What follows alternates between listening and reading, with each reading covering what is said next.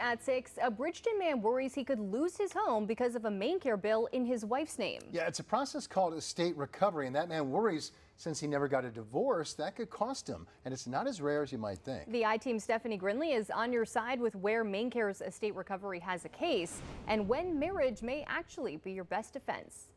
I don't sleep anymore to speak of, and just all night long. Sitting on his front porch in Bridgeton, Ron Marshall is recovering from heart surgery, but nothing weighs heavier on his chest than a house in Naples he bought 50 years ago. The time in Naples is over, and there's no way I can afford or physically upkeep the house. Now he fears what might happen if he sells it. Marshall's wife is on MaineCare, and though they've been separated for years, they're still legally married.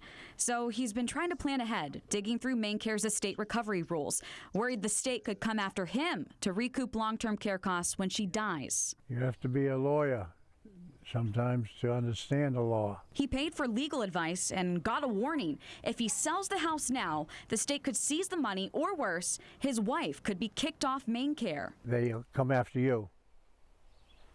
They'll come after your assets because you're married. As a spouse, he has much more rights than if they were to get a divorce. Elder law attorney Barbara Slishman says Marshall may be more protected than he was led to believe.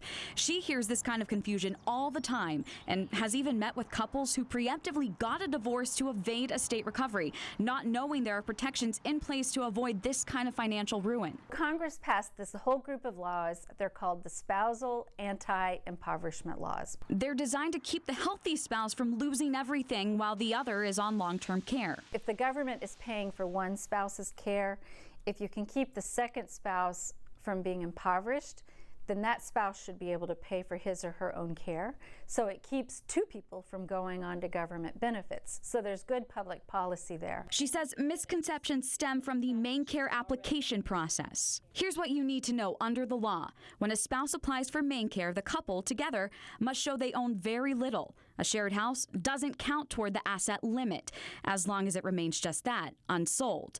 But once the spouse is approved for MaineCare, DHHS no longer looks at the healthy spouse and their assets.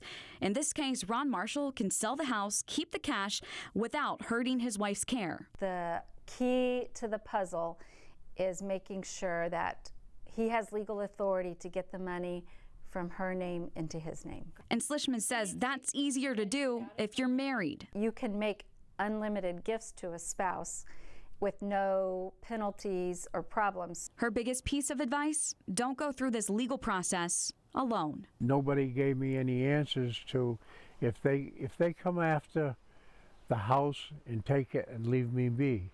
I just want to be left alone.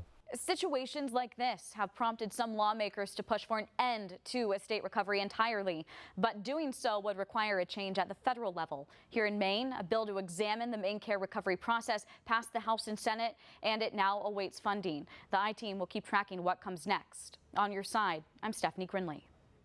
And don't forget, our I-Team is always on your side, working to get answers that matter to you. If you've got a story you'd like us to investigate, just call the tip line at 228-7713 or email tips@wgme.com.